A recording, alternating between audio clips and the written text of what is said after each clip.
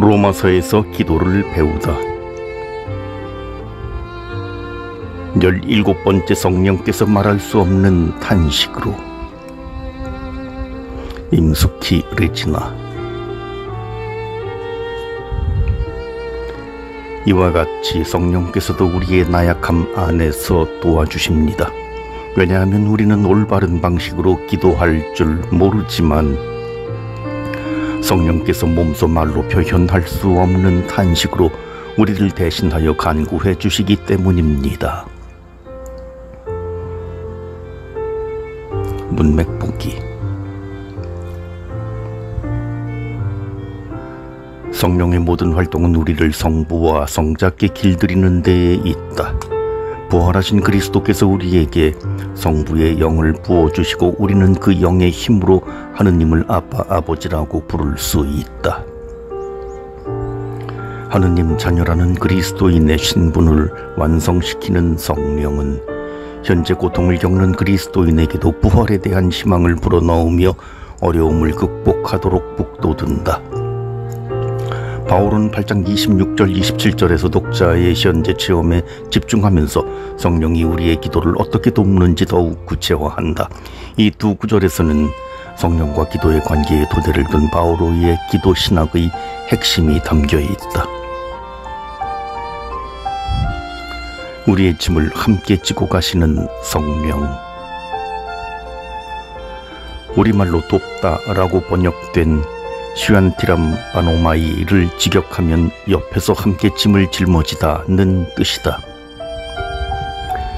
성령은 무거운 짐을 지고 허덕이는 사람 앞에 다가와 걱정하지마, 내가 네 짐을 함께 들어줄게, 목적지까지 함께 가자 하고 말하는 친구이다.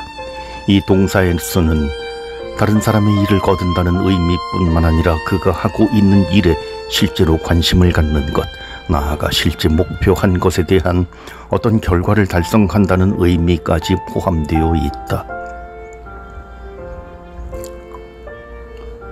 우리의 나약함.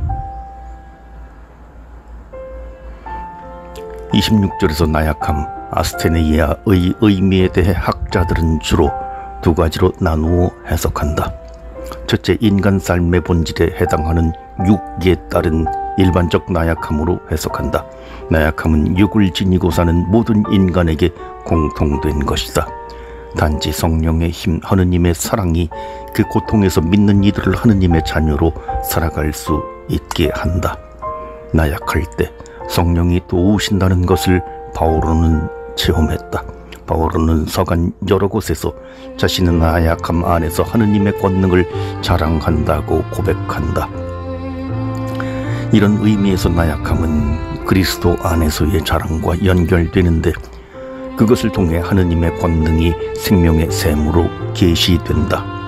나약함에 대한 바오로의 개념은 그리스도론의 바탕을 두고 있다.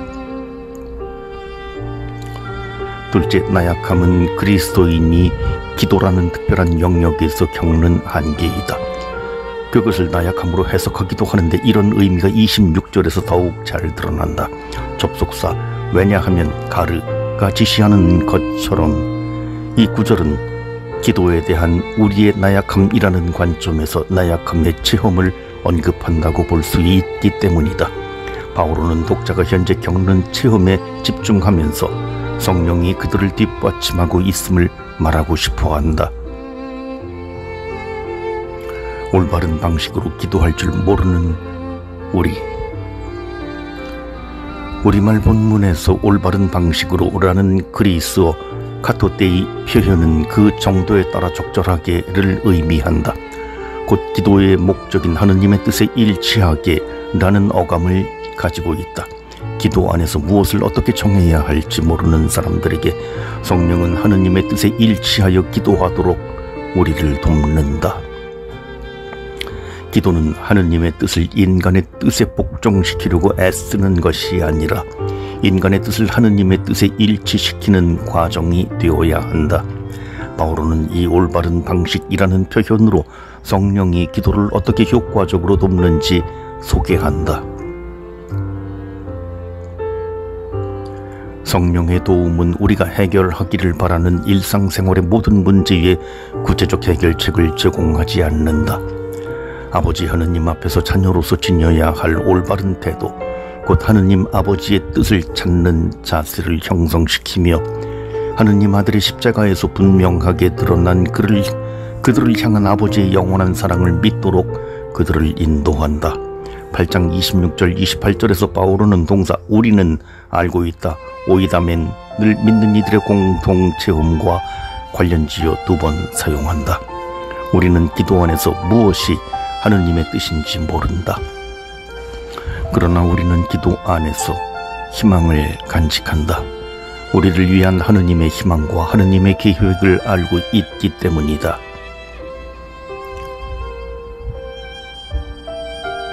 몸소 말로 표현할 수 없는 탄식으로.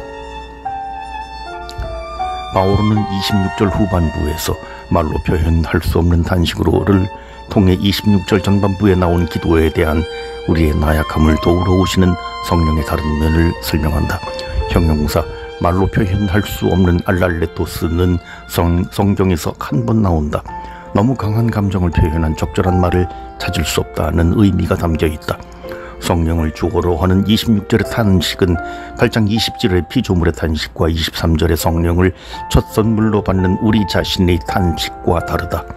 그것은 단순한 한숨이나 탄식이 아니라 성령의 진정한 기도를 가리키기 때문이다. 70인역에서도 종종 이집트에서 종살이하는 히브리인과 관련된 이야기에서 탄식과 기도를 자주 연결하는 것을 볼 수 있다. 하느님께서 그들의 신음소리를 들으시고 아브라함과 이삭과 야곱과 맺으신 당신의 계약을 기억하셨다. 성경의 전통에서 인간의 탄식은 하느님께서 인간의 고통을 기억하시게 하는 도구가 된다. 위에서 말한 논거를 토대로 볼 때 말로 표현할 수 없는 탄식이 신령한 언어에 대한 구체적 암시라고 해석할 수 있는 가능성은 희박해진다. 오늘날 많은 성경학자도 이 표현을 신령한 언어로 제한하기보다 성경의 기도로 해석하는 데 더 비중을 둔다. 그 이유로 2가지를 들 수 있다. 첫째, 바오로는 명백하게 신령한 언어는 말해지는 언어, 사실상 천상의 언어라고 말한다. 이는 26절에서 성령의 탄식이 말로 표현되지 않는다고 말하기 때문이다. 나아가 성령이 탄식한다고 말하는데 성경 어디에도 성령의 탄식이 들릴 수 있는 것이라고 말하는 구절은 찾아볼 수 없다. 따라서 26절에 말로 표현할 수 없는 탄식은 글자 의미 그대로가 아니라 은유적 의미로 해석해야 한다는 결과를 낳는다. 이 표현의 핵심은 믿는 이들의 갈망이 너무나 커서 그것을 말로 표현할 수 없을 정도라는 데에 있다. 곧 말로 표현할 수 없는 탄식은 인간의 나약함과 같은 의미를 내포한다. 성령은 인간의 나약함의 뿌리에서 일을 한다. 성령이 말할 수 없는 탄식이 8장 26절에서 효과적인 기도로 나타나는데 성령은 이 탄식을 통해 하느님과 일치를 이룬다. 성령의 말로 표현할 수 없는 탄식은 우리 모두 우리를 위한 성령의 중재에 대해 무지하다는 것을 내포한다. 성령은 항상 우리를 위해 중재하나 우리는 그분이 어디에서 무엇으로 어떻게 우리를 돕는지 알지 못한다. 우리가 성령의 탄식을 이해하지 못하기 때문이다. 오직 하느님만 성령의 말로 표현할 수 없는 탄식을 이해하신다. 그러므로 성령의 중재에 대한 우리의 무지는 기도가 단지 인간의 필요성에서 나온 것이 아님을 보여준다. 인간의 나약함 한가운데에서 일하시는 성령의 중재 기도는 고통당하는 인간의 역사에 하느님께서 개입하시고 그분이 거기에서 인간에게 당신을 창조주이자 구원자로 드러내신다는 것을 강조한다. 성령의 탄식은 우리의 나약함을 가지고 있지 않지만 거기에 참여하고 그것을 짊어지시는 하느님의 탄식이다. 성령은 우리 안에서 우리와 함께 우리를 위해 우리 위에서 탄식한다. 그렇게 그분의 영을 통해 하느님께서 몸속에 입하시고 당신의 피조물이 필요한 것을 채우러 오신다.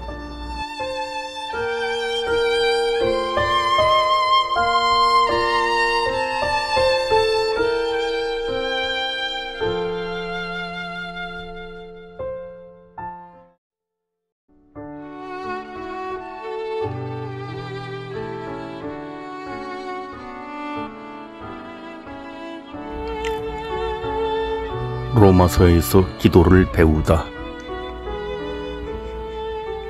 18번째 하느님의 뜻에 따라 기도하시는 성령. 임숙희 리지나.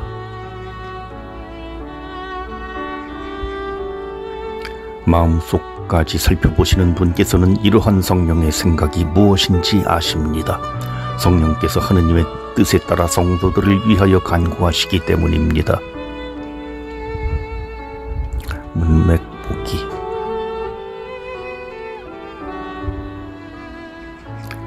기도하면서 느끼는 나약함은 기도할 때 우리가 무엇을 어떻게 정하는 것이 좋은지 모른다는 데에 있다. 27절에서 바울은 성령의 중재 기도를 하느님의 뜻에 따라라는 표현으로 더욱 구체화하여 소개한다. 그 구절은 신약에서 유일하게 성령의 중재 활동을 언급한 구절이다.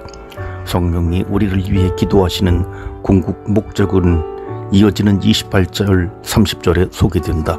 성령은 우리가 어떠한 상황에서도 모든 것을 선으로 이끄시는 하느님을 신뢰하고 평온하게 그리스도의 모습과 닮아가며 하루하루를 살아가도록 기도하신다.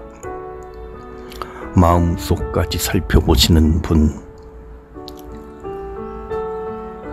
누가 우리 마음을 살필 수 있을까? 누가 우리 마음 밑바닥에 흐르는 말없는 단식을 꿰뚫어 볼 수 있을까? 오로지 하느님만 인간의 마음을 아신다. 마음속까지 살펴보시는 분이라는 표현은 구약 성경에서 하느님을 가리킬 때 종종 사용된다. 구약 성경에서 하느님은 종종 인간적 태도를 취하시는 분으로 소개된다. 그분은 굽어보시고 인간이 하는 말에 귀 기울이시며 인간이 가난과 비참을 측은히 여기신다. 하느님은 멀리 계시지 않고 당신의 창조물인 인간을 샅샅이 살피고 아시는 분이다. 주님, 당신께서는 저를 살펴보시어 아십니다. 제가 앉거나 서거나 당신께서는 아시고 제 생각을 멀리서도 알아채십니다. 하느님께서는 인간의 죄악을 보시며 그것을 판단하기도 하신다. 그러나 인간은 그분의 판단을 헤아리기 힘들다. 하느님께서 하시는 성령의 생각은 우리를 위한 성령의 중재 내용, 곧 말로 다 할 수 없는 단식을 의미한다. 26절에서 성령의 중재 기도가 말할 수 없는 단식인 이유가 27절에서 설명된다. 하느님은 인간의 마음, 인간 내면의 비밀을 꿰뚫어 보실 수 있는 분이어서 말이 필요 없기 때문이다. 성령의 탄식이 인간이 듣고 이해할 수 있는 적절한 언어의 꼴을 갖추지 않아도 하느님께서는 그것을 이해하고 받아들이신다. 이 구절에서 바울은 하느님은 기도할 때 우리의 말이 아니라 마음과 정신을 평가하신다는 것을 확실하게 보여준다.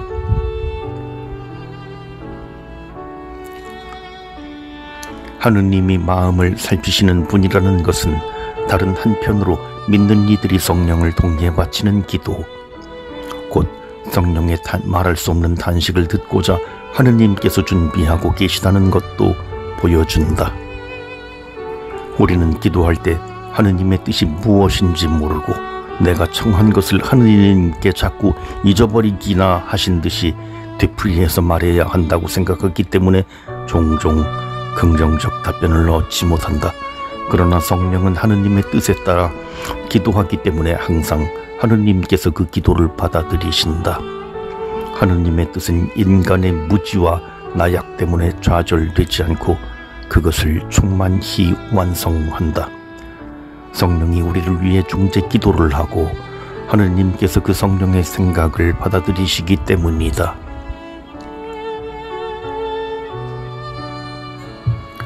중재자인 성령. 간구하다로 번역되는 동사 엔틴카노는 긴급하게 어떤 것을 계속 청하다는 뜻이다. 여기서 청하는 대상이 하느님이므로 이 동사는 중재하다를 의미한다. 바오로는 이 개념을 어디에서 가져왔을까? 당시 유다교에는 천사 같은 하늘의 중재자가 하느님과 인간을 중재한다는 개념이 널리 알려져 있었다. 쿰란 공동체 회원들도 성령을 통해 하느님께 기도한다는 것을 알고 있었다. 저는 어떤 인간도 당신에게서 갈라지면 의롭지 않다는 것을 압니다. 영원히 당신 종에게 당신의 호의를 베풀어 달라고 당신이 저에게 주신 성령을 통하여 기도합니다. 그러나 성령의 중재 기도에 대한 바오로의 확신은 아마도 자신의 나약과 무능력을 받쳐주는 하느님의 힘을 체험했던 초대 그리스도인의 체험에 바탕을 두고 있다고 할 수 있다. 무엇보다 이 체험은 예수님께서 공생활 중에 제자들에게 하신 약속을 언급한다. 사람들이 너희를 끌어다가 법정에 넘길 때 무슨 말을 할까 미리 걱정하지 마라. 그저 그때에 너희에게 일러주시는 대로 말하여라. 사실 말하는 이는 너희가 아니라 성령이시다. 하느님의 뜻에 따라. 27절에서 성령의 중재 개념은 하느님의 뜻에 일치하여 또는 하느님의 뜻에 따라 카타테온라는 표현으로 더욱 명확하게 밝혀진다. 예수님께서는 기도를 가르쳐달라고 청하는 제자들에게 기도할 때 무엇을 먼저 청해야 할지 순서를 정하면서 기도의 모범을 보여주셨다. 그러므로 너희는 이렇게 기도하여라. 아버지의 나라가 오게 하시며 아버지의 뜻이 하늘에서와 같이 땅에서도 이루어지기에 하소서. 다른 곳에서도 이렇게 기도하라고 가르치신다. 너희는 먼저 하느님의 나라와 그분의 의로움을 찾아라. 그러면 이 모든 것도 곁들여 받게 될 것이다. 그러나 그리스도인은 주님의 가르침을 따라 기도하는 법과 자세를 잃어버렸다. 이제 성령이 그런 그리스도인을 돕기 위해 오시어 하느님의 뜻에 따라 성도를 위해 기도하신다. 하느님의 뜻에 따른 성령의 기도는 성령의 역할에 대해 다시 한번 우리를 일깨운다. 성령은 예전에 없던 새로운 기도 방식을 창안해 내신 것이 아니다. 성령의 중재 기도는 예수님께서 이미 말씀하신 기도를 다시 떠올리게 하여 그것을 계속하도록 도와주는 것이다. 성령의 일은 하느님의 아들의 죽음과 부활로 시작된 하느님의 일을 믿는 이들이 계속하게 하는 것이다. 성령은 단독으로 활동하지 않고 항상 아버지와 아들의 관계에서 일하신다. 아버지와 아들은 성령을 통해 행동하고 성령에 의해 대표된다. 여기서 성령은 삼위의 한 위격이라기보다 인간과 하나가 되어 모든 것을 함께하는 인격적 존재로 간주된다는 것에 주목해야 한다. 성령은 인간의 마음과 일치하고 그 안에 적절한 기도의 형태를 형성시킨다. 바로 이런 의미에서 성령은 우리 인생의 길을 비추는 내면의 스승이며 영적 지도자라고 할 수 있다. 성령의 기도 목적. 믿는 이들이 항상 희망에 차에 있고 평화를 간직하는 이유는 그들에게 어려움이 없기 때문이 아니다. 성령이 하느님의 뜻에 따라 살아가도록 기도해 주시기 때문이다. 무엇 때문에 성령은 우리를 위해 그런 기도를 하시는가? 이어지는 28절 30절은 성령의 중요한 기도 목표가 하느님 계획의 완성, 곧 믿는 이들이 하느님의 아들 예수 그리스도의 모상을 닮아가게 하는 것임을 보여준다. 성령은 기도 중에 하느님의 부름을 받은 이들에게는 모든 것이 함께 작용하여 선을 이룬다는 것을 알게 하고 장차 그리스도처럼 영광스럽게 되는 것이 우리의 미래임을 상기시킨다. 성령은 우리의 시선을 현재에 두면서도 미래를 향해 이끌어 가신다. 바오로의 기도와 우리의 기도. 바오로 사도여, 제가 기도할 때 저 혼자가 아니라 성령께서 함께 기도하신다는 것을 가르쳐 주시니 감사드립니다. 성령은 항상 하느님이 아빠 아버지이심을 떠올리게 하십니다. 그분은 올바른 방식으로 기도할 줄 모르는 저를 도와주십니다. 기도한다고 해서 삶의 모든 문제가 풀리지 않을 것이며 하느님께서 무엇을 바라시는지도 알 수 없지만 하느님께서 저를 사랑하시며 저에게 주어지는 모든 것이 당신 계획의 모자이크 조각들이라고 계속 말씀하시기에 저는 희망을 갖습니다. 하느님께서는 제 마음을 살펴보시고 성령을 통해 오늘도 내일도 제 삶을 그리스도 곁으로 끌어당기시며 제가 거대한 하느님 가족에 속한다는 것을 알려주십니다. 기도는 성령의 생명력 안에서 예수 그리스도의 하느님의 현존에 참여하고 그분의 뜻을 따르며 그분과 친교를 나누는 일치를 뜻합니다.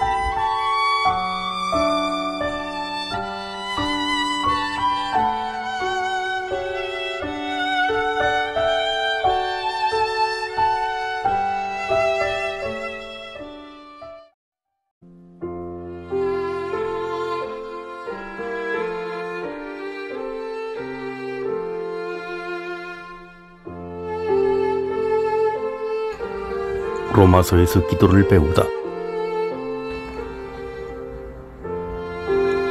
19번째, 차라리 나 자신이 저주를 받았으면. 임숙희 레지나. 사실 육으로는 내 혈적인 동포들을 위해서라면 나 자신이 저주를 받아 그리스도에게서 떨어져 나가기를 기도하곤 했습니다.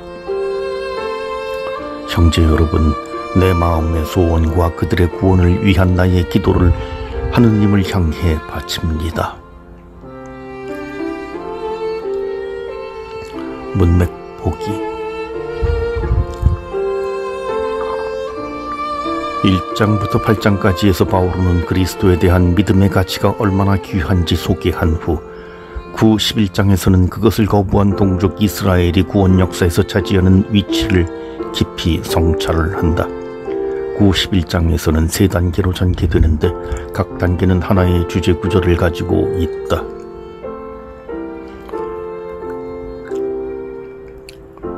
먼저 입문에서는 이스라엘이 현재 처한 상황의 수수께끼를 다루고 세 개의 주요 단락으로 나누어 이 문제에 답변한다. 하느님의 부르심은 역설적이며 이스라엘의 현재 상황이 하느님 구원 계획의 실패를 뜻하지는 않는다. 이 상황은 이스라엘이 그리스도 곧 구원을 가져오시는 분을 믿기보다 율법을 선호했기 때문에 생겨났다. 이방인을 구원하기 위하여 이스라엘의 불순종을 하나의 도구로 삼으신 하느님께서는 미래의 그분의 백성을 구원하실 것이다. 바오로는 결론으로 인간이 감히 상상할 수 없는 하느님의 지혜를 찬미하는 영광송을 바친다.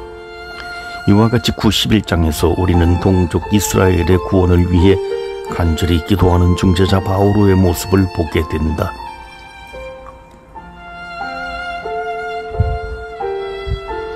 바오로는 모세보다 더 위대한 중재자. 9장 3절은 그리스어 문장에서 습관적 기도 행위를 나타내는 동사 기도하곤 했다. 에우코멘으로 시작한다.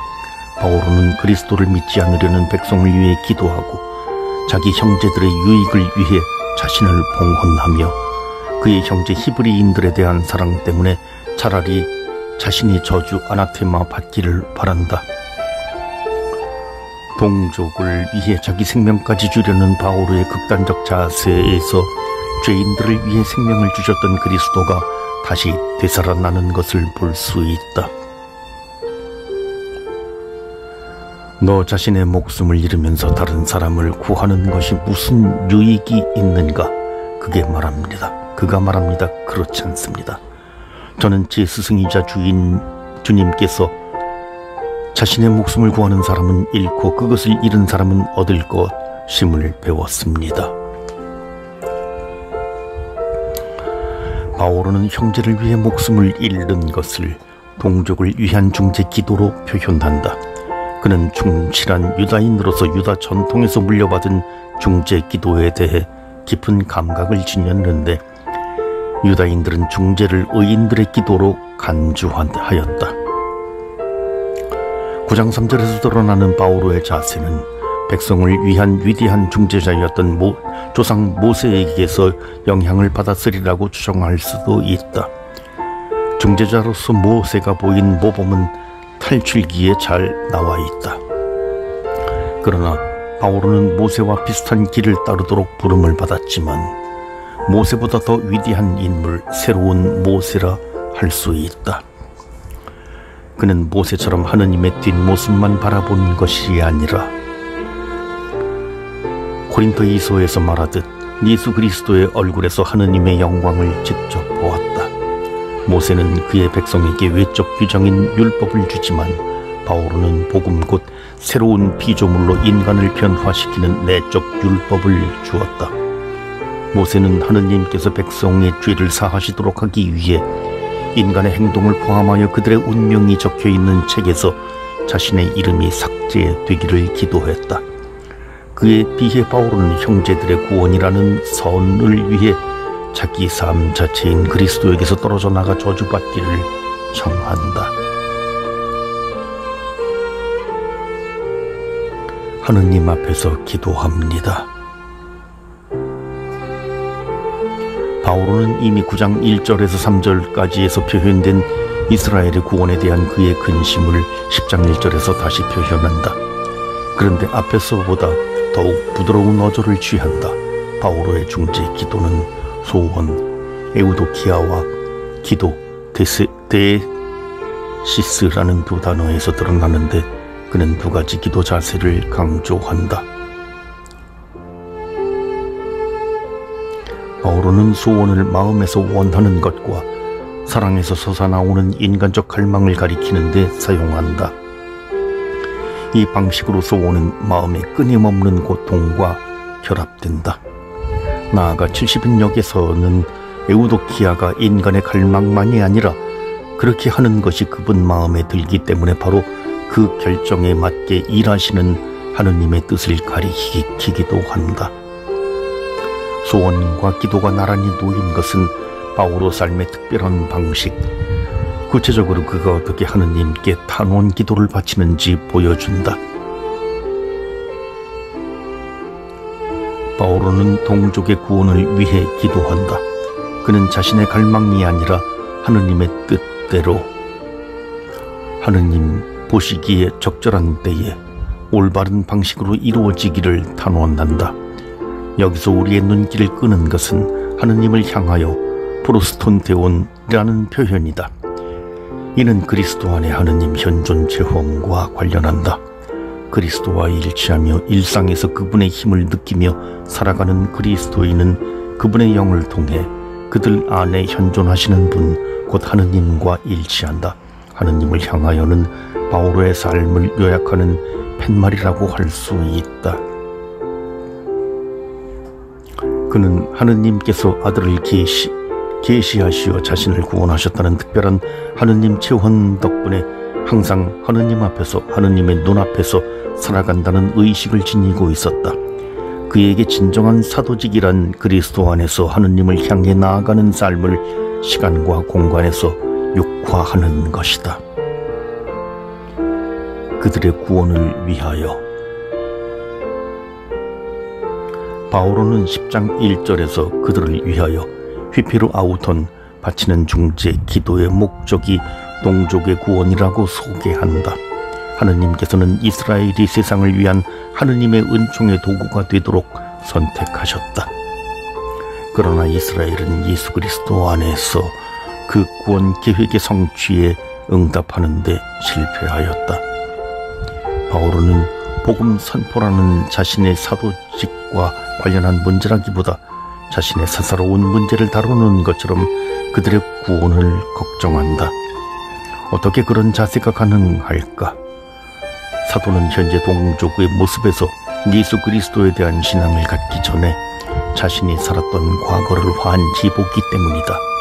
바오로가 과거에 그랬듯이 동족도 하느님에 대한 열정을 갖고 있지만 이 열정은 아직 완전하지 않다. 그들은 아직 예수 그리스도의 신앙을 통해 하느님을 진정으로 알지 못하기 때문이다. 하느님을 안다는 것은 충실한 유다인이 지니는 삶의 궁극적 목적이었다. 바오로는 다마스쿠스에서 예수님을 처음 만난 후에 그리고 수십 년간 선교 활동과 성찰을 하면서 그분을 계속 만나 하느님에 대한 이해를 새롭게 하였다. 이 체험으로 바오로는 동족도 예수 그리스도 안에서 하느님을 진정으로 알도록 기도하게 하는 동기를 갖게 되었다. 바오로의 이런 중재 기도는 희망을 거슬러 희망하는 것이다. 이 기도에 담긴 바오로의 사고를 그가 지닌 종말론적 전망과 연결하면 더욱 쉽게 이해할 수 있다. 바오로는 11장 25, 26절에서 말한 것을 미리 보여준다. 그는 이스라엘의 구원을 위해 기도를 바칠 때 지금 당장 또는 자신이 살아있을 때 그것을 보게 해달라고 청하지 않는다. 구세사에서 보이는 하느님의 뜻의 신비에 맡겨드려야 한다고 가르친다. 이런 바오로의 기도 자세는 역사에서 하느님의 주권과 그분의 충실함에 대한 체험에서 비롯한다. 그는 하느님의 뜻과 계획에 따라 모든 인간의 구원이 이루어진다는 것, 그리고 그렇게 되도록 계속 기도해야 한다는 것을 자신의 기도를 통해 로마의 그리스도인에게 가르친다. 자기 목숨을 거는 중재 기도는 한순간의 감정이 아니라 바오로처럼 평생 하느님을 향해 살아온 사람들의 자연스러운 선택일 것이다.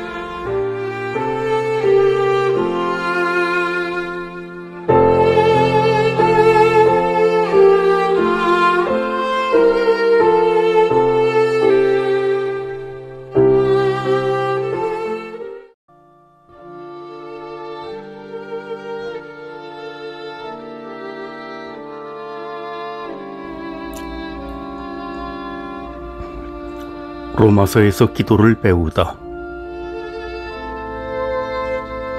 20번째, 하느님은 자비에 힘입어 권고합니다.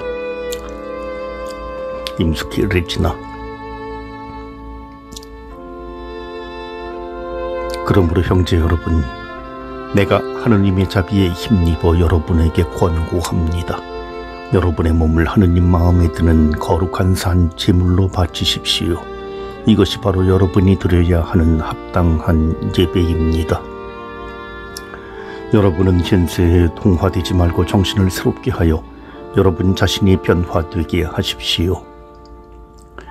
그리하여 무엇이 하느님의 뜻인지, 무엇이 선하고 무엇이 하느님 마음에 들며 무엇이 완전한 것인지 분별할 수 있게 하십시오. 희망 속에 기뻐하고 환난 중에 인내하며 기도에 전념하십시오. 문맥 보기. 바오로는 이스라엘의 구원이라는 중대한 문제를 인간이 감히 헤아릴 수 없는 하느님 계획에 맡겨드리면서 아름다운 찬미가로 9장 11장을 마무리한다. 12장 1, 2절은 관고 항목인 12장 15장의 내용을 포괄하는 주제의 구절이다. 12장 1절에 나오는 접속사 그러므로는 로마서의 논리의 전개에서 아주 중요한 역할을 한다. 바오로가 1장부터 11장에서 제시한 가르침을 토대로 12장 15장에서 로마 신자들에게 공동체에서 실천해야 할 사항을 권고하기 때문이다. 12장 1, 2절에서 바오로는 그리스도를 믿어 새 삶을 얻게 된 사람들은 영적 제사와 변화된 삶으로 신앙을 세상에 증언하라고 권고한다. 이어서 12장 1, 2절에서 정신을 기초로 12장 3절에서 21절까지에서 성령이 이끄시는 삶의 구체적인 특징을 보여주는 사항들을 권고한다. 이 단락 가운데 12장 12절에서는 항상 기뻐하고 희망하며 고통 가운데에서도 인내할 수 있는 자세가 기도에서 흘러나온다고 가르친다. 하느님 자비에 힘입어 권고합니다. 바울은 12장 1절에서 로마서에서는 처음으로 동사 파라칼레오의 1인칭 단수형을 사용한다. 그러므로 내가 권고합니다. 고대 그리스어에서 파라칼레오는 다른 사람에게 외치다 또는 어떤 사람을 자기 옆으로 부르다는 의미이다. 기도하다 요청하다는 의미로도 자주 사용된다. 이 동사는 신약 성경 전체에서 109번 나오는데 바오로 서간에서만 54번 나오므로 바오로가 즐겨 쓰는 동사라고 할 수 있다. 바오로 서간의 권고 항목은 종종 파라칼레오 동사로 시작된다. 바오로는 이 동사를 권고하다는 원칙적 의미 외에도 위로하다, 계속해서 탄원하다는 의미로 사용한다. 권고는 명령과 다르다. 바오로는 공동체와 관계를 맺을 때 힘의 권위를 사용했지만 그것으로 공동체를 지배하거나 통제하려 하지 않았다. 바오로는 자신이 그리스도 안에서 낳은 영적 아들과 딸인 신자들을 격려할 줄 알았고 자신을 그들과 함께 일하는 동료로 여겼다. 바오로의 이런 자세는 그가 신자들에게 지시할 때도 권고하다는 동사를 자주 사용하는 데서 잘 드러난다. 바오로는 신자들에게 명령할 수 있을 때에도 먼저 호소하는 방식을 택하여 신자들의 자발성에 우선권을 두었다. 참된 배운 것을 스스로 내면화하여 다른 상황에서도 적용할 수 있는 능력을 갖추는 것이기 때문이다. 바오로는 파라칼레오를 사용하여 신자들에게 권고할 때 주로 주 예수 그리스도 안에서 나 이와 비슷한 표현을 함께 쓴다. 그런데 특이하게도 12장 1절에서는 하느님의 자비에 힘입어 디아톤 오크이티르몬 투테우라는 표현과 함께 권고한다. 바오로의 사도적 권고의 배경은 구약의 하느님이다. 구약 성경에서 자비를 하시고 너그러우신 하느님 분노에 더드시고 자애와 진실이 충만하십니다는 표현이 27번가량 나온다. 이스라엘은 이런 요소들을 하느님의 특성으로 여겼고 이는 경건한 이스라엘인이 바치는 기도의 일부가 되었다. 바오로의 관점에서 하느님의 자비는 하느님께서는 죄를 모르시는 그리스도를 우리를 위하여 죄로 만드시고 그리스도께서 우리를 위하여 돌아가신 것으로 가장 잘 드러난다. 바오로의 삶 자체가 하느님 자비의 선포이자 하느님 자비가 무엇인지 뚜렷하게 드러낸다. 바오로에게 당신의 하느님 체험을 어떻게 표현하고 싶은가? 라고 질문한다면 그는 하느님의 자비를 맛본 체험이라고만 말할 것이다. 산 제물로 바치십시오. 공동체를 위한 탄원 기도가 바탕이 된 이 권고에서 바오로는 로마 그리스도인들에게 복음 정신에 따라 영적 예배로 바치라고 요구한다. 복음 선포의 궁극 목적은 사람들이 예수 그리스도를 믿고 나아가 성령으로 거룩하게 되어 하느님께서 기쁘게 받아들이시는 제물이 되게 하는 것이다. 복음 선포는 복음을 받아들인 사람들에게 변형된 삶을 요구한다. 이런 의미에서 복음 선포는 구약의 가장 완전한 제사인 번제와 비교할 수 있다. 번제에서 희생 제물은 불로 사라져 없어지는 것이 아니라 다른 형태로 변형되어 하느님께 도달한다. 그러므로 여러분의 몸을 하느님 마음에 드는 거룩한 산 제물로 바치십시오라는 말은 복음 때문에 완전히 변형된 그리스도인의 삶 전체로 드리는 예배를 염두에 둔 말이다. 산 제물에서 산이라는 단어는 그리스도인이 세례를 받아 갖게 된 새로운 삶과 연결된다. 새로운 삶의 의미는 6장 13절 니은에서 끌어낼 수 있다. 오히려 죽은 이들 가운데서 살아난 사람으로서 자신을 하느님께 바치고 자기 지체를 의로움의 도구로 하느님께 바치십시오. 세리는 인간을 죄에서 분리하여 죽으시고 부활하신 그리스도와 일치시키며 그리스도의 희생 제사에 참여하게 한다. 새로운 생명을 선물로 받은 그리스도인은 자기 몸으로 그리스도의 삶을 드러낸다. 사도의 삶이 갖는 궁극 목적은 그리스도의 삶을 드러내는 것이다. 이런 영적 예배는 오로지 성령의 도움을 받아야 바칠 수 있다. 성령 안에서 서서히 이루어지는 변화는 무엇이 하느님의 뜻인지, 무엇이 선하고 무엇이 하느님 마음에 들며 무엇이 완전한 것인지 분별할 수 있게 이끌어준다. 12장 1, 2절의 권고에서 바오로는 이방인과 유다인을 하느님께서 기뻐하시는 제물로 봉헌하는 중재자의 모습을 보인다. 바오로의 복음 선포는 직접 수행하는 예배 또는 희생제사의 기능을 하는 거룩한 행위이다. 바오로는 하느님의 자비와 그리스도의 선함, 성령의 사랑을 토대로 로마 신자들에게 영적 예배를 바치라고 권고한다. 바오로는 권고할 때 주관적 생각이나 판단이 아니라 자신이 체험한 하느님 자비에 힘입어 권고한다. 이런 권고는 하느님 앞에서 항상 신자들을 기억하는 바오로의 기도 습관에서 흘러나온다. 내가 하느님 앞에서 살면서 당신이 좋은 신자가 되는 데 필요하다고 생각한 것을 권고합니다. 나는 하느님께서 그것을 이루어 주시기를 간절히 기도합니다.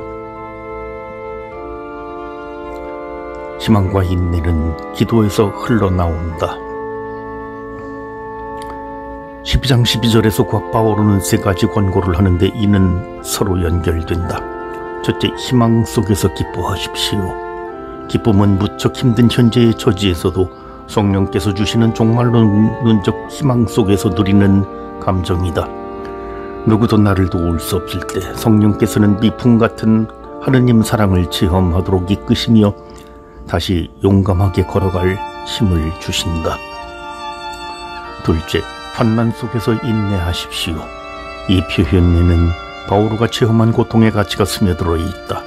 끝까지 인내하는 사람은 십자가에서 죽기까지 인내하신 그리스도께 속해 있다는 것을 증언한다. 마지막 권고는 앞선 두 권고의 영적 배경을 이룬다. 기도에 전념하십시오. 기도는 자녀들의 청혼을 기쁘게 들으시는 하느님 아버지께 모든 것을 맡기도록 신앙을 성장시킨다. 기도를 포기하는 것은 아버지이신 하느님을 포기하고 세상에서 고아로 살겠다고 마음먹는 것과 같다. 누가 과연 신앙 공동체에서 참된 권위를 가지고 신자들에게 권고할 수 있는가? 기도하면서 희망하고 인내하는 사람, 바오로처럼 기도하는 사도이리라.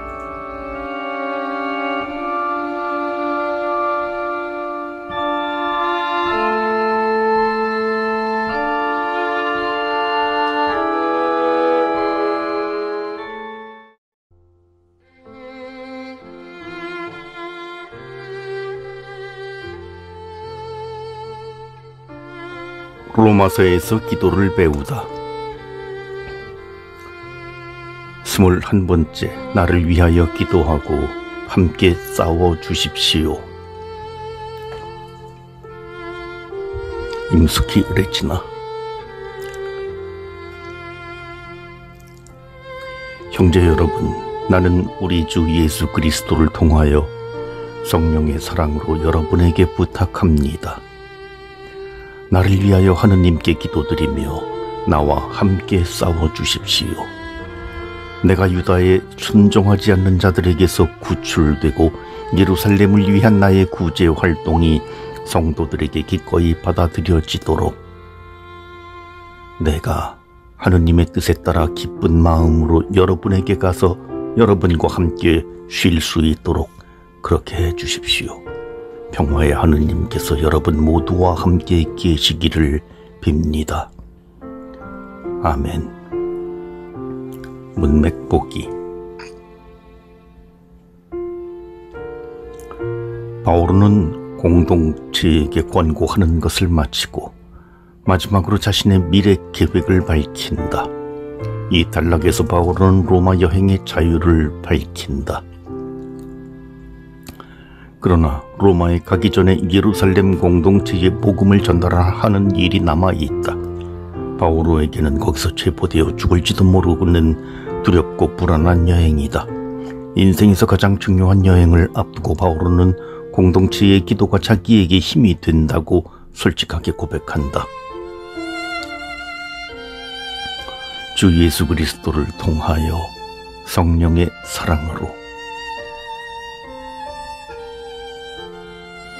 15장 30절은 12장 1절에 이어 두 번째로 나오는 동사 파라칼레오로 시작된다. 여기서 파라칼레오는 권고하다가 아니라 부탁하다, 요청하다를 뜻한다. 바오로는 1장부터 14장까지 말해온 모든 것에 기반을 두고 예루살렘 교회에 복음을 전달하려는 계획을 잘 수행할 수 있도록 로마 공동체가 기도로 자신을 도와주기를 희망한다. 기도해달라는 이 요청은 두 가지 수단을 통해 강조된다. 우리 주 예수 그리스도와 성령의 사랑을 통해서. 첫 번째 전치사 디아는 모모스의 이름으로 라고 풀이할 수 있다.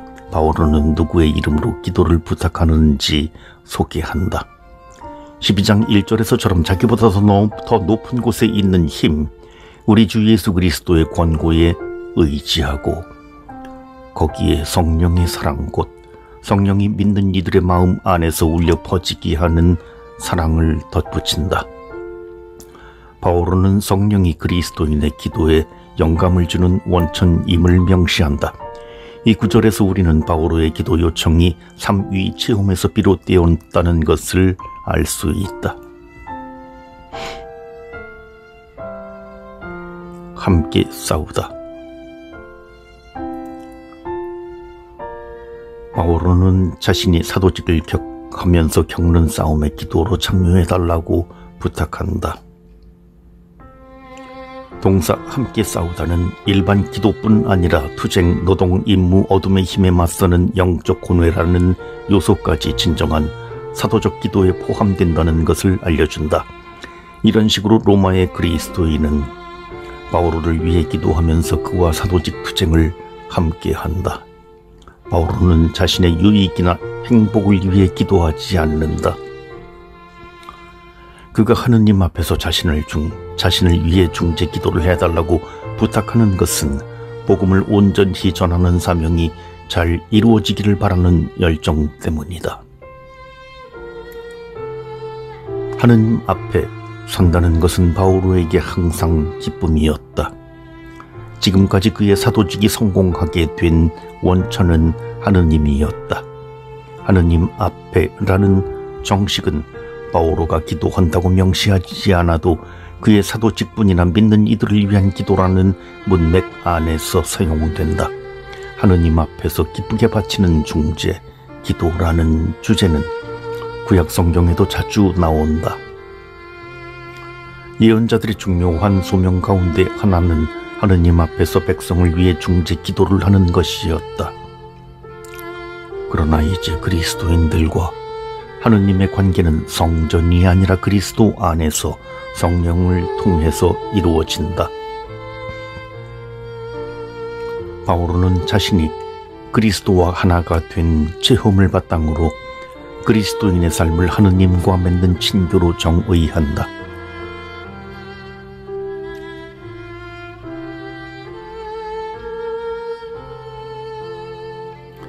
하느님 뜻에 따라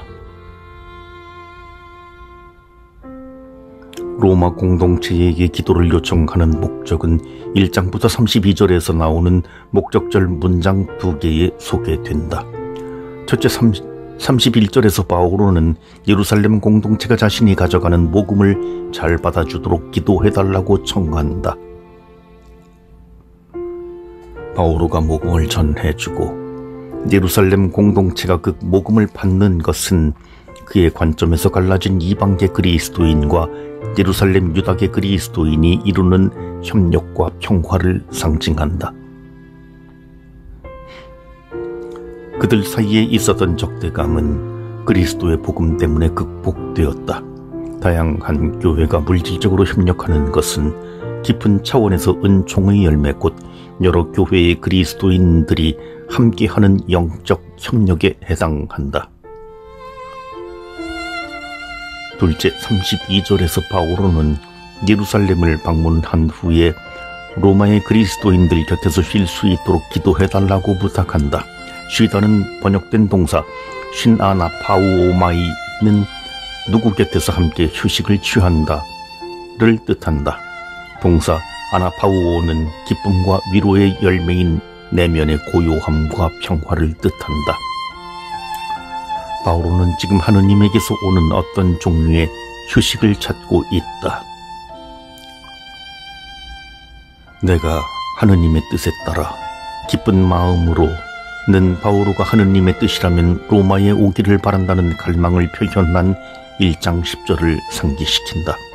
하느님의 뜻은 그의 부르심이든지 그 후 계속된 사도직이든지 바오로의 삶을 조각하는 핵심 용어이다. 바오로의 기도를 제대로 이해하려면 그의 갈망과 하느님의 뜻 사이에서 일어나는 긴장에 주목해야 한다. 로마서에서 바오로가 하느님께 바친 모든 기도는 그가 바라던 대로 이루어지지 않는다. 사도는 로마인들에게 영적 열매를 나누어주고 신앙 안에서 함께 힘을 얻기 위해 로마에 가기를 기도하지만 죄수로서 쇠사슬에 감겨 죽기 위해 로마에 가게 된다. 예수 그리스도를 믿기를 거부하는 동족 유다인들의 구원을 위해 자기 목숨을 걸고 기도하지만 죽는 순간까지 그 기도는 이루어지지 않는다. 오히려 자신이 기도해온 동족 유다인들의 고발로 죽게 된다. 예루살렘 공동체가 자신에게 맡겨진 이방인 선교의 열매인 복음을 잘 받아주기를 청하였으나 이루어지지 않았다.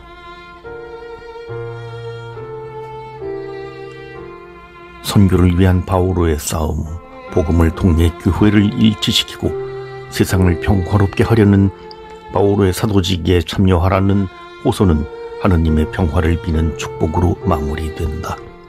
평화의 하느님이 여러분 모두와 함께 하기를. 6장 12, 20절에서 나오는 평화의 하느님이라는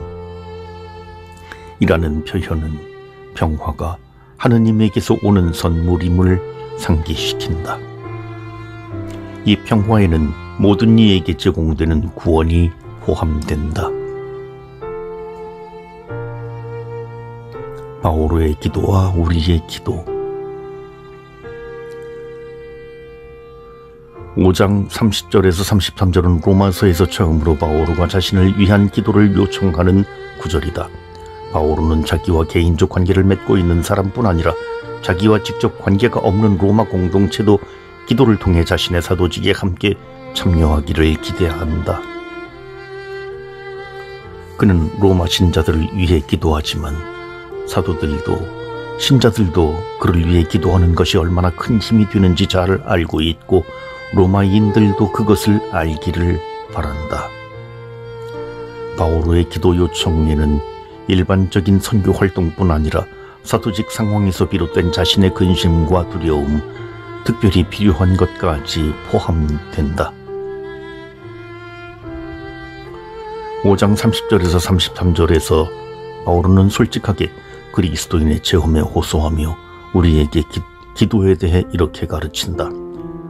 당신이 세례를 받아 그리스도에게 속해 있다면, 당신 안에서 살아 움직이는 성령의 사랑을 체험한다면 자신의 자매와 형제를 위해 기도하는 것으로 그 사랑을 보여주십시오.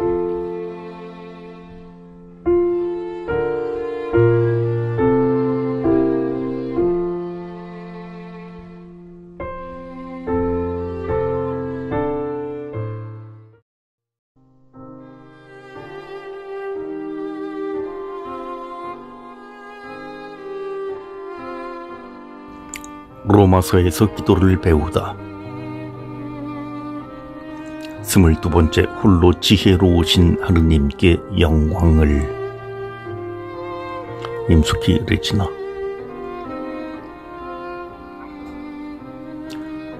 하느님은 내가 전하는 복음으로, 곧 예수 그리스도의 복음 선포로, 또 오랜 세월 감추어 두셨던 신비의 계시로 여러분의 힘을 북돋아 주실 능력이 있는 분이십니다.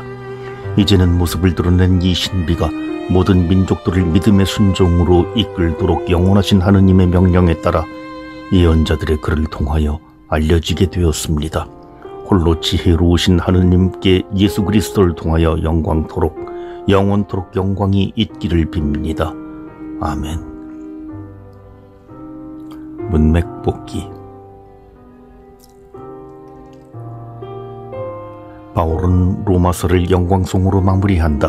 16장 25, 27절에서 바울은 그에게 맡겨진 복음의 신비에 따라 공동체에게 힘을 북돋아 주기 위해 그의 사도직에 기원하신 하느님께 영광을 바친다. 이 영광송은 독자들이 구원에 관한 하느님의 계획과 관련된 중요한 사실을 기억하게 하고 믿는 이들 편에서 구체적 응답을 불러일으킨다. 힘을 북돋아 주실 능력이 있는 분. 그리스도 본문에서 이 영광송은 능력이 있는 분으로 시작된다. 바오로의 찬미를 받으시는 분의 정확한 정체는 16, 27절에 가서야 홀로 지혜로우신 하느님으로 밝혀진다. 하느님의 힘이라는 주제는 바오로가 선호하는 개념으로 로마서에서 앞부분에도 자주 나온다. 힘, 능력, 디나미스는 하느님께서 당신의 뜻과 은총으로 인간의 역사를 이끄시는 본성을 가리킨다. 능력이 있는 분으로서 하느님의 본성은 로마의 그리스도인들과 관련지어 사용하는 동사 힘을 북돋다, 스테리조에서 드러난다. 이 동사는 힘을 주다, 뒤에서 받쳐주다를 뜻하는데 쿰난 문서에서도 이런 용도로 사용된다. 나의 하느님, 당신께 감사드립니다. 당신이 당신 힘으로 저를 뒤에서 받쳐주셨기 때문입니다. 바오로 서간에서 이 동사가 사용될 때는 공동체에 힘을 주는 것을 뜻한다. 바오로는 첫 편지인 데살로니가 1서에서 시작하여 그가 하는 사도직의 궁극 목표를 공동체 신자들이 신앙을 단단하게 하고 힘을 주는 것, 확고한 신앙을 갖도록 강하게 만드는 것, 그들에게 용기를 주고 확신을 갖게 하는 것으로 삼는다.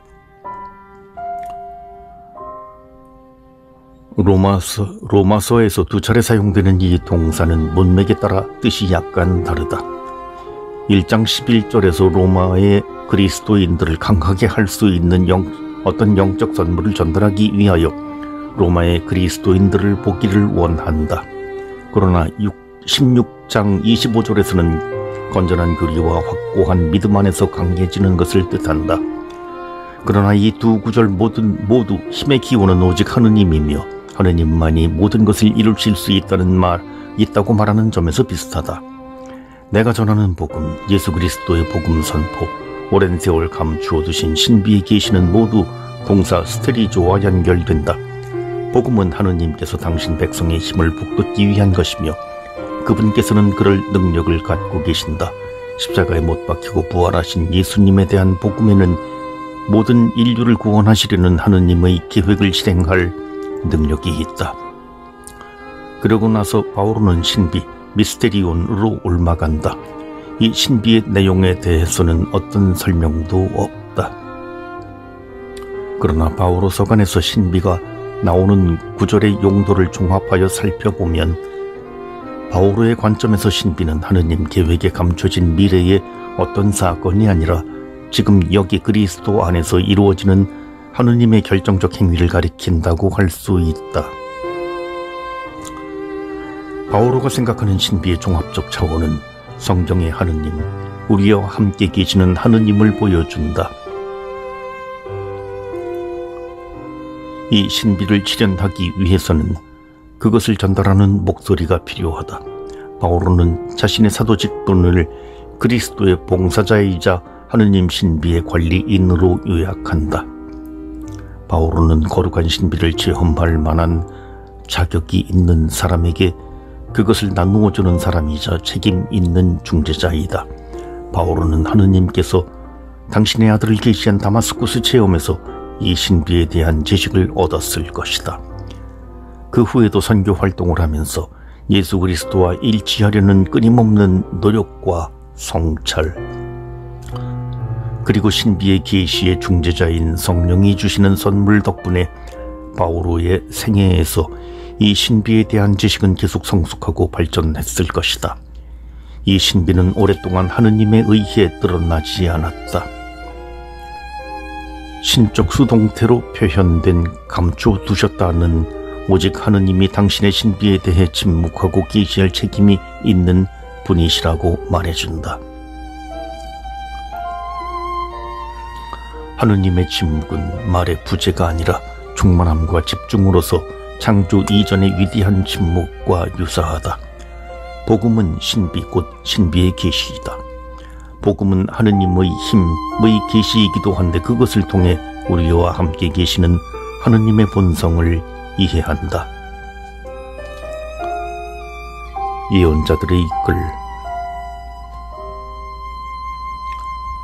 예언자들의 글은 신비의 계시로 도달할 수 있는 도구로 영원한 하느님의 명령에 따라 신앙의 순종을 위해 모든 이방인에게 선포되는 도구이다. 바오로가 지금 기록하는 로마서도 여기에 포함될 것이다. 이 구절은 하느님께서 바오로에게 맡기신 사명을 암시한다. 바오로는 사도로서 하느님께서 오랫동안 침묵하신 신비를 사람들에게 알려야 할 의무를 갖고 있는데 지금 이스라엘뿐 아니라 모든 민족에게 그가 전하는 복음을 통해 이 신비가 알려지게 되었다. 이 구절에서 복음이 선포되는 두 가지 차원 곧 하느님의 점진적 뜻과 그 뜻이 육화하는 장소인 사도의 임무를 생각해 볼 수 있다. 하느님의 뜻만 있다면 인간의 역사에서 복음은 풍요로운 열매를 맺을 수 없고 인간은 그분의 뜻을 제대로 이해할 수 없을 것이다. 한편으로 하느님의 뜻 없이 사도가 존재할 수 없다. 신비를 사람들에게 전하는 바오로의 과제는 25절의 힘을 북돋우다에서처럼 26절에서도 믿음의 순종이라는 표현으로 강조된다. 이제 하느님께서는 바오로가 전하는 복음을 통해 구원의 역사에 당신의 뜻을 육화하기 위한 계획 곧 예수 그리스도에 대한 선포를 실현하고 계신다. 바오로의 파견은 민족들 사이에 믿음의 순종을 낳기 위한 하느님의 영원한 계획의 종말론적 실현이다. 믿음의 순종은 바오로의 복음 선포에 대한 믿는 이들의 온전한 응답을 표현한다. 믿음의 순종으로 하느님께서 새로운 인간상을 창조하신다. 하느님의 신비는 오랜 세월 감추어져 있었으나 영원한 하느님의 뜻에 의해 그리고 바오로가 행한 사도직분이라는 중재에 의해 이제는 모습을 드러내게 되었고 이방 민족들에게 알려졌다. 홀로 지혜로우신 하느님께 27절에서 바오로는 25절에 나오는 찬미의 어조를 다시 취한다. 이제 능력이 있는 분은 홀로 지혜로우신 하느님으로 밝혀지고 그분께 영광이 귀속된다. 로마서의 마지막을 장식하는 영광송의 핵심은 홀로 지혜로우신 하느님, 바오로가 전하는 복음을 통해 그리스도인들을 강하게 하시는 분께 바치는 기도에 들어있다. 지혜로우신 하느님이라는 표현은 11장 33절을 떠올려준다. 오 하느님의 풍요와 지혜와 지식은 정녕 깊습니다. 그분의 판단은 얼마나 헤아리기 어렵고 그분의 길은 얼마나 알아내기 어렵습니까? 하느님은 한 분이시고 유다인과 이방인 모두의 하느님이시다. 그분은 인간이 당신의 길을 이해할 수 없다고 할지라도 인간을 인도하신다. 하느님은 지혜로운이라는 속성을 지닐 수 있는 유일한 분이시다. 11장 36절의 영광성은 모든 이스라엘을 위한 하느님의 계획 때문에 하느님을 찬미한다. 16장 25, 27절의 영광성은 이방인들의 구원 때문에 하느님을 찬미하면서 11장 36절을 보완한다. 그리스도 공동체는 이 하느님께 영광을 드린다. 하느님의 영광이라는 주제는 로마서에 자주 나오는데 16장 27절에서는 앞과 달리 전례의 의미로 사용되었다. 바오로는 로마서를 바치면서 하느님 신비의 관리인으로 자신을 내세우고 그것을 수행할 힘을 주신 하느님께 찬미와 감사와 영광을 드린다. 지혜로우신 하느님께서는 우리가 바오로가 전하는 복음을 듣고 믿음으로 순종하며 살아갈 때 영광을 받으신다.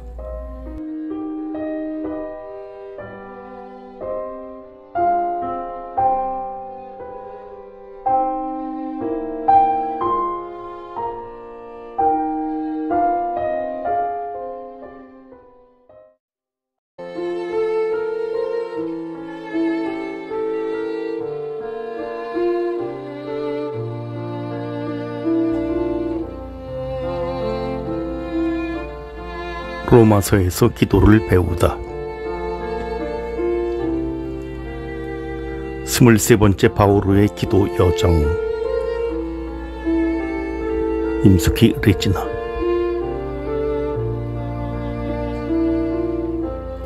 우리가 걸어온 여정. 바오로는 신학자와 선교사이기 전에 기도하는 사람이었다. 그의 기도 생활은 내면 생활의 한 면에 머물지 않고 하느님의 아들에 대한 복음을 전하는 외적 사도직과 병행하는 내적 사도직이라고 할 수 있다. 기도의 사도직이라는 표현은 바오로에게 정말 어울리는 말이다. 기도는 기도하는 사람의 개인적, 사회적 상황과 자연스럽게 연결된다. 그러므로 바오로의 기도를 이해하기 위해서는 바오로의 기도 개념, 그가 물려받은 기도 전통과 새롭게 바뀐 것이 무엇인지 관찰해야 한다. 바오로의 기도.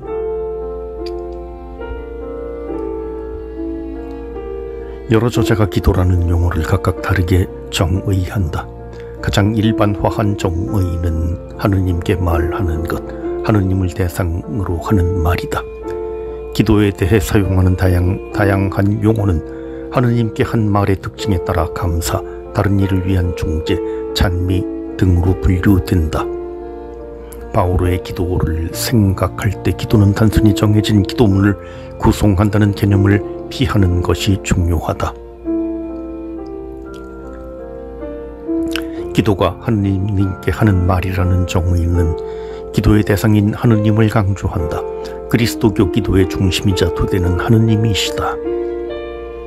하느님을 토대로 한 기도의 내적 구조는 세 가지 특징, 곧 인격적이며 살아계신 하느님에 대한 믿음, 하느님의 현존에 대한 믿음, 그런 하느님과 인간의 구체적 대화가 담겨 있다. 특별히 그리스도인의 기도는 삼위일체에 대한 믿음을 강조한다. 그리스도 안에서 우리는 하느님 아버지께 기도를 드린다. 아버지는 그리스도 안에서 우리에게 가까이 다가오시고 우리를 위한 하느님으로서 당신의 모습을 드러내신다. 우리는 오로지 그리스도 안에서만 주님의 기도를 바칠 수 있다. 우리 안에 계신 성령은 우리를 위해 계속 기도해 주시고 기도할 줄 모르는 우리를 도와 하느님의 뜻에 맞게 기도하도록 우리를 이끌어 주신다. 그리스도인의 기도는 그리스도에 대한 신앙뿐 아니라 그분에 대한 지식의 토대를 둔다. 우리의 기도는 항상 삼위일체이신 하느님을 향한다. 기도에 대한 이런 정의는 바오로의 기도 9절에서 그의 영성의 영적 배경으로 암시적이거나 명시적으로 표현된다. 바오로는 우리에게 기도서를 남겨주지 않았고 시편에 나오는 것처럼 기도 유형을 구체적으로 소개하지도 않았다. 그의 서간에서 기도라고 부를 수 있는 것은 서두 인사 감사 청원 동족의 미래에 대한 근심과 선교 여행에 대한 걱정과 희망, 하느님에 대한 찬미 등 하느님의 현존과 그분의 활동에 대한 인식에서 나온 언어로 전달된다. 바오로는 자신이 기도한다는 표시로 신자들을 위해 바치는 간접적 기원기도, 규칙적으로 바치는 감사기도, 중재기도, 서가 안에 자주 등장하는 하느님에 대한 찬미와 하느님의 강복을 구하는 기도를 보여주었다. 유다교의 기도. 바오로의 기도를 이해하기 위해서는 먼저 기도를 중시한 유다교 전통으로 돌아가야 한다. 바오로는 그리스도인이 된 뒤 기도를 배운 것이 아니다. 그는 다마스쿠스에서 회심하기 전에 이미 전통에 충실한 유다인으로서 진지하게 기도한 사람이었다. 유다인에게 쉐마는 가장 근본이 되는 기도이다. 신앙 고백인 쉐마는 대개 기도로 소개된다. 유대인에게 중요한 기도는 축복 기도문 18조 쉐몬의 에스레이다. 백년경 랍비 가말리엘 2세가 최종 편집한 이 기도문은 탈무드에서 단순히 기도 곧 테필라라고 불린다. 유다교 회당에서는 이 기도문을 매일 바친다. 바오로 시대의 회당과 연결된 기도 전통이 이미 확립되었는데 바오로의 기도 구절은 그가 이 기도문을 잘 알고 있었음을 암시한다. 유다인의 기도에서 가장 중요한 자세는 자발성이다. 히브리 현자들이 기도에 대해 내린 가장 적절한 정의는 마음의 봉사다. 그들은 기도를 하느님 앞에 선 사람이 지닌 마음의 자발적 표현으로 이해했다.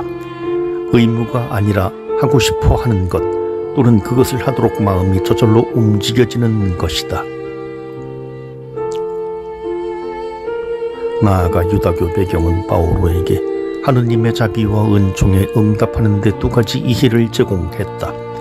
하나는 하느님의 창조, 계시와 구속, 쉐마 안에서처럼을 확신하는 것이고, 다른 하나는 경배, 탄원, 감사로서 하느님께 기도하는 것, 쉐몬의 에스레 안에서처럼이었다. 유다교 기도의 이 모든 요소가 로마서의 기도 구절에 반영된 것으로 보인다. 바오로는 이스라엘의 전통에 따라 유다인으로서 기도했다. 예를 들어 성전 예배, 희생제사, 자선, 종교 관습의 준수 등 유다인으로서 기도하며 살았다. 또 그는 유다교에서 기도하는 공동체의 전통뿐 아니라 기도는 내적인 것, 마음에서 저절로 우러나온 것이 중요하다고 배웠다. 이 모든 기도 체험은 부활하신 그리스도를 다마스쿠스에서 만나 그리스도와 계속 관계를 맺으면서 새로워진 기도를 풍요롭게 하는 원천이 되었다. 다마스쿠스 체험. 유다인 바오로는 다마스쿠스 체험으로 새로운 방식에 따라 기도하게 된다. 이는 그의 새로운 영적 체험과 일치한다. 사도행전 본문에서 부활하신 그리스도와 바오로의 만남이 어떤 방식으로 그의 기도 생활에 영향을 미쳤는지는 찾기 힘들다. 그러나 바오로 서간의 본문은 기도 생활에 대해 바오로가 긴 성숙과 변화의 여정을 거쳤다는 점을 짐작하게 한다. 여기서 중요한 점은 다마스쿠스 체험이 한 종교에서 다른 종교로 옮아가는 개종이 아니라 회개라는 것이다. 바오로는 다마스쿠스 체험을 한 후에도 유다인이자 이스라엘인으로 남았다. 바오로의 기도는 유다 전통과 이어져 있으나 예수 그리스도의 신앙의 빛에 따라 변형되고 심화된다. 바오로가 사용하는 다양한 기도 용어는 그가 거친 신앙의 해석 과정을 보여준다. 그리스도에 대한 믿음은 잊을 수 없는 다마스쿠스 체험의 토대를 두는데 이 또한 그리스도인으로서 바오로가 바치는 기도의 뿌리가 된다. 유다 세계의 기도 구조는 바오로가 그리스도를 믿어 성령 안에서 우리 주 예수 그리스도의 아버지이신 하느님께 바치는 기도로 변형되었다. 그리스도 신앙의 내면화. 바오로의 기도는 그의 영적 진보를 보여준다. 바오로는 자신의 기도 체험을 초대 그리스도인들에게 가르치는데 그 기도의 핵심은 그리스도를 통해 하느님께서 하신 인류 구원에 대한 감사이다. 바오로의 기도 생활이 주님의 활동에 대한 의식을 내면화하기 위한 여정이라는 점을 이해하면 기도는 인간의 계획을 넘어서는 신비로운 들음이다. 동시에 예수 그리스도 안에서 하느님께서 우리에게 주신 은총의 선물이 된다. 바오로에게 기도는 기도 정식을 되풀이하거나 예식을 거행하는 데 머물지 않는다. 기도는 그리스도인의 일관되고 영속된 자세로 하느님 앞에 머무르는 것이다. 바오로는 하느님 앞에 머무르면서 기억을 통해 사람들과의 생생한 관계, 하느님과 하느님의 은총을 중재하는 자신과 신자들의 삼각관계 안으로 들어간다.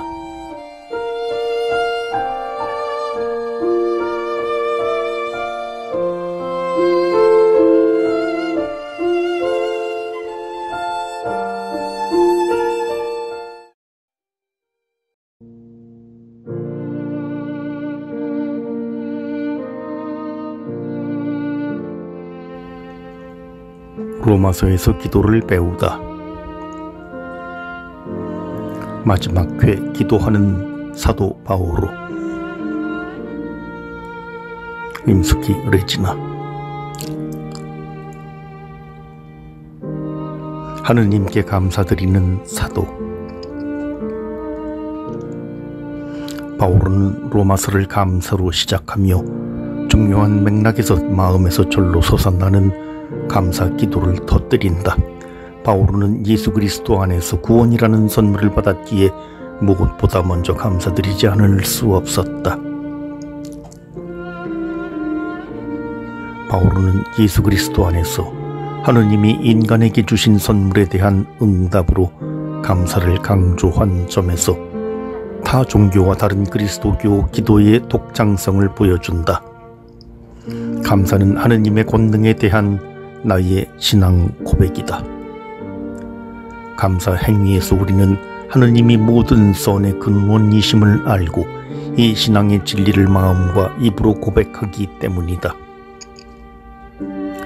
우리가 하느님께 바치는 찬미는 기도의 첫 말이 아니라 항상 둘째 말이다.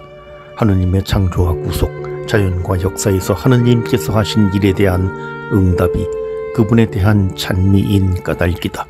따라서 바오로의 감사는 무엇보다 하느님께서 인간의 삶에서 일하고 계심을 알아보고 그분을 믿는 것이 중요하다는 것을 우리에게 가르친다. 로마서에서 감사는 바오로가 자신의 삶과 믿는 이들의 삶에서 하느님께서 어떻게 일하시는지 알아보고 그런 일을 하시는 하느님께 드리는 찬미와 흠숭과 그 비슷한 말로 기록된다. 하느님께 감사하는 사람만이 다른 사람을 위해 참된 기도를 바칠 수 있다. 중재기도의 배경은 형제애인데 이 사랑은 하느님의 은총에서 비롯된다. 감사는 하느님 앞에서 아들로서 심오한 실존 안에 새롭게 변형된 그리스도인의 태도이다. 이런 의미에서 감사는 로마서에 나오는 다른 중요한 신학 용어인 은총신앙 의화와 밀접하게 연결된다. 다른 사람을 위해 기도하는 사도. 로마서에 나오는 기도의 대부분은 바오로가 그리스도 공동체를 위해 또는 그리스도를 받아들이지 않는 동족 이스라엘을 위해 하느님께 바치는 기도이다. 이것은 바오로의 마음 안에 중재 기도가 얼마나 중요한 위치를 차지하고 있는지, 다른 일을 위해 기도하는 것이 자신의 사도직에서 얼마나 필요한지를 바오로가 잘 알고 있었다는 의미이다. 충실한 유다인이던 바오로는 이런 자세를 구약 성경과 유다인의 전통이라는 유산에서 물려받았을 것이다. 그러나 더 나아가 가장 위대한 중재자이신 예수 그리스도에게서 그 모범을 발견했을 것이다. 바오로는 십자가에 못 박혀 돌아가신 그리스도에게서 하느님께 순종하는 아들을 본다.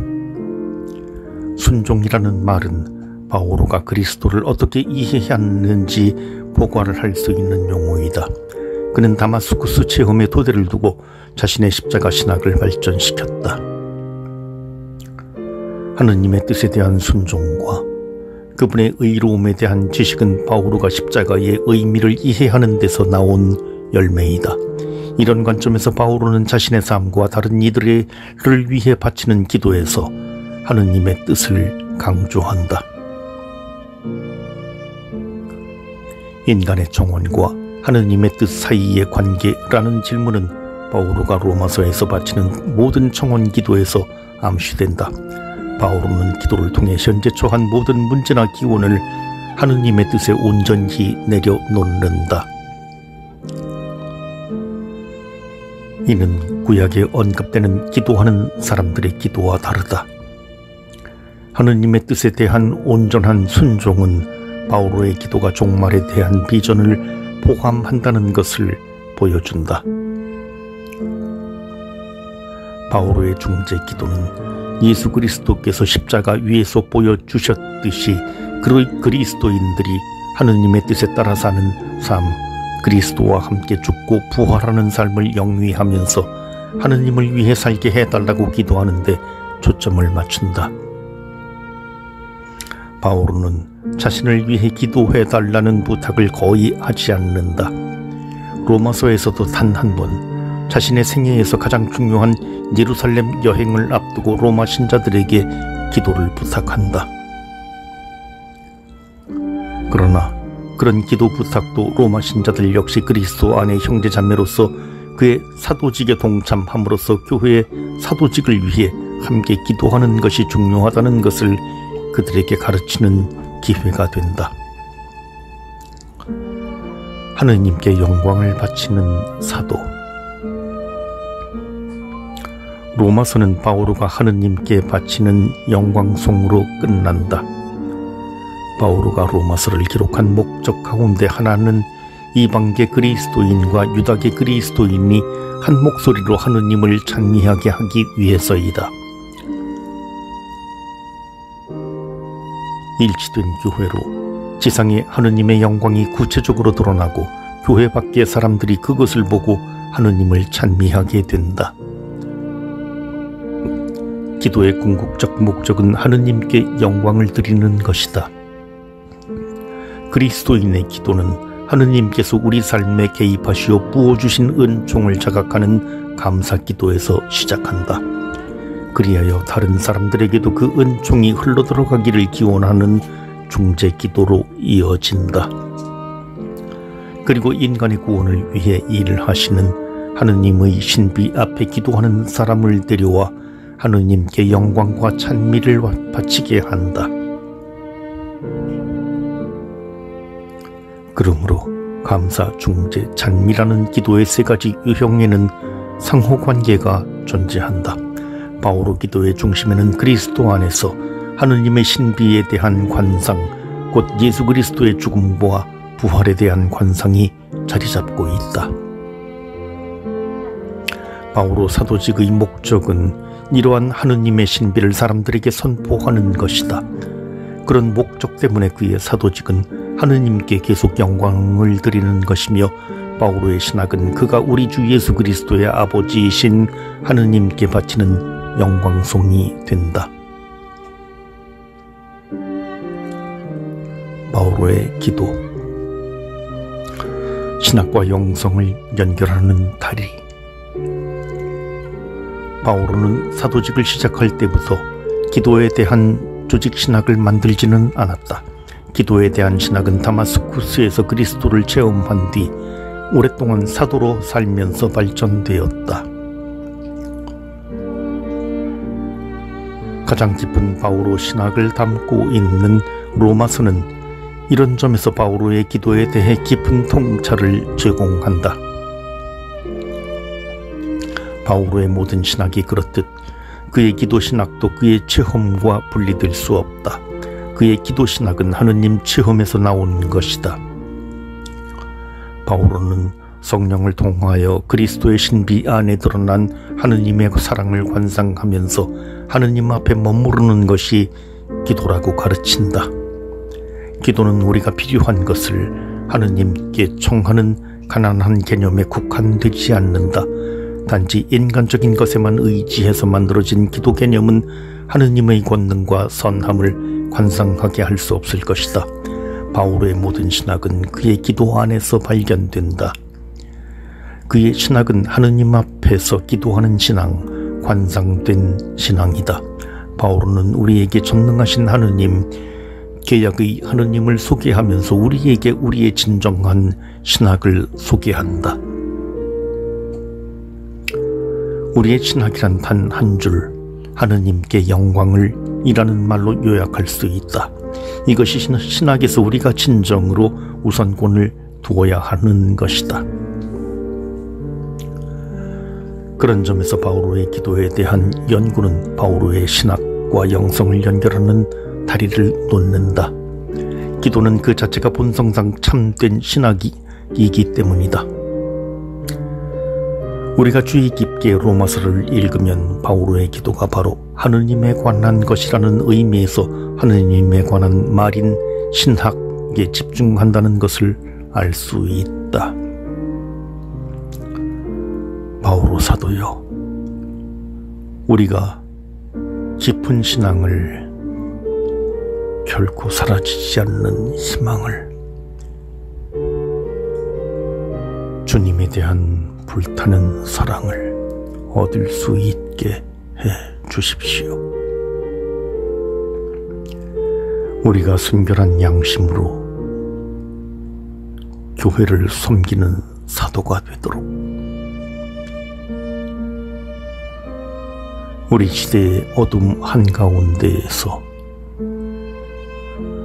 교회의 아름다움과 진리에 대한 증인이 될 수 있도록 우리를 도와주십시오.